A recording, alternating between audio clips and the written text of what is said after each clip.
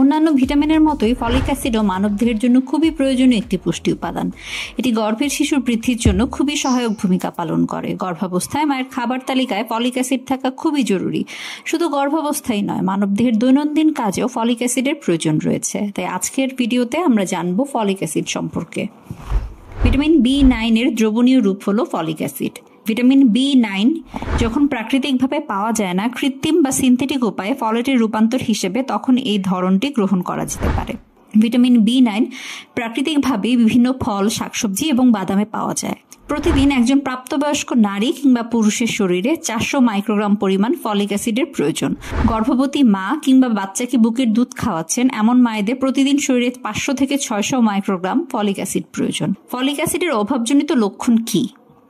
Folic অ্যাসিডের অভাবজনিত লক্ষণগুলো দেহে কতটা ফলিক অ্যাসিডের ঘাটতি রয়েছে তার উপর নির্ভর করে।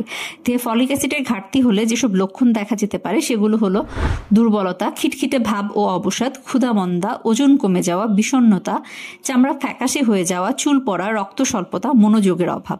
ফলিক অ্যাসিডের কাজ কি? ফলেট ও ফলিক অ্যাসিড মানবদেহের কিছু গুরুত্বপূর্ণ কাজে নিয়োজিত। এটি আমাদের শরীরের বৃদ্ধি ও বিকাশের জন্য বিশেষ ভূমিকা পালন করে।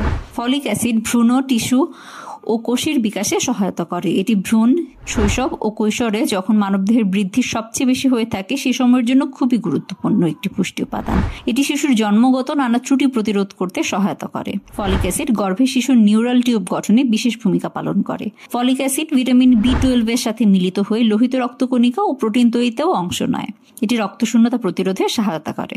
মানবদেহের DNA ও RNA তৈরিতে গুরুত্বপূর্ণ ভূমিকা পালন করে। আয়রন যেন সঠিকভাবে শরীরে কাজ করতে পারে তার উপযুক্ত পরিবেশ তৈরি করে ফলিক অ্যাসিড। বার্ধক্যজনিত শ্রবণ শক্তি হ্রাস প্রতিরোধে এটি ভূমিকা পালন করে। ফলিক অ্যাসিড সমৃদ্ধ খাবার। প্রাকৃতিকভাবে অনেক খাবারে ফলিক অ্যাসিড থাকে যা আমাদের দৈনন্দিন ফলিক অ্যাসিডের চাহিদা মেটাতে পারে। তাই এই খাবারগুলো খাদ্য তালিকায় অন্তর্ভুক্ত করা উচিত। ফলিক অ্যাসিড সমৃদ্ধ খাবারের মধ্যে রয়েছে পুঁই শাক, পাট শাক, পালং শাক, কলমি শাক, ব্রোকলি, সিমের বিচি, সামুদ্রিক মাছ, কলিজা, ঢ্যাঁড়স, সূর্যমুখীর বিচি, অ্যাসপারাগাস, বিটরুট, বরবটি, বাঁধাকপি, ডিম, মসুরের ডাল, সয়াবিন, কমলা, চীনাবাদাম। যেহেতু ফলিক অ্যাসিড পানিতে দ্রবণীয় তাই শরীরে জমা থাকে না।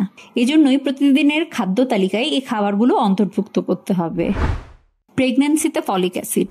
গর্ভাবস্থায় মায়ের ও সন্তানের পুষ্টির চাহিদা পূরণের জন্য নানা রকম খাবার দরকার। তবে সবসময় শুধু খাবার খেয়ে যে এই চাহিদা পূরণ হয় তা নয়। ফলিক অ্যাসিড তার মধ্যে একটি। এটি মা ও শিশুর দুজনের জন্যই খুবই দরকারি একটি পুষ্টি উপাদান। সন্তান নেওয়ার চেষ্টা অবস্থা শুরুর থেকেই ফলিক অ্যাসিড গ্রহণ করা শুরু করতে হবে। গর্ভাবস্থায় প্রতিদিন মায়ের 500 থেকে 600 মাইক্রোগ্রাম ফলিক অ্যাসিডের প্রয়োজন, যার পুরোটা খাবার থেকে পাওয়া খুবই কঠিন। তাই গর্ভাবস্থায় মাকে 400 মাইক্রোগ্রাম ফলিক অ্যাসিড ট্যাবলেট খাওয়ার পরামর্শ দেওয়া হয়ে থাকে।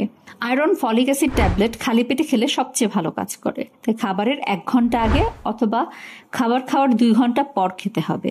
খালি পেটে আয়রন ফলিক অ্যাসিড খেলে যদি অস্বস্তি বোধ হয় তাহলে খাওয়ার পরপরই ট্যাবলেটটি খেয়ে নিতে পারেন। Folic acid tablet. Folic acid tablet এবং ফলেট যৌগ মানবদেহের প্রয়োজনীয় ভিটামিন 9 এর অন্যতম উৎস। আমাদের শরীর যদি পর্যাপ্ত পরিমাণ ভিটামিন 9 উৎপাদন করতে না পারে তখন এই ওষুধটি খেতে দেওয়া হয়। এটি পিউরিন এবং পিটিমিডিন উৎপাদন করতে কাজ করে। গর্ভাবস্থার শুরু থেকে এই ওষুধ সেবন করলে শিশুর জন্মগত ত্রুটি হওয়ার সম্ভাবনা অনেকাংশেই কমে যায়। তাই এই ওষুধটি খাওয়া শুরু করার আগে অবশ্যই ডাক্তারের পরামর্শ নিতে হবে। আপনার শারীরিক অবস্থার উপর ভিত্তি করে ডাক্তার আপনার জন্য সঠিক ডোজ নির্ধারণ করে দিবেন। পরিশেষে বলবো, আমাদের প্রতিদিনের খাদ্যের মধ্যে ফলিক অ্যাসিড থাকলেও অনেক সময় আমরা এর ঘাটতিতে ভুগে থাকি। ফলে আমাদের দেহে নানা ধরনের জটিলতা দেখা দেয়। তবে গর্ভাবস্থায় গর্ভের সন্তানের কথা চিন্তা করে সঠিক পরিমাণে ফলিক অ্যাসিড সমৃদ্ধ খাবার খেতে হবে। প্রয়োজনে ডাক্তারের পরামর্শ নিয়ে ওষুধও সেবন করতে হবে।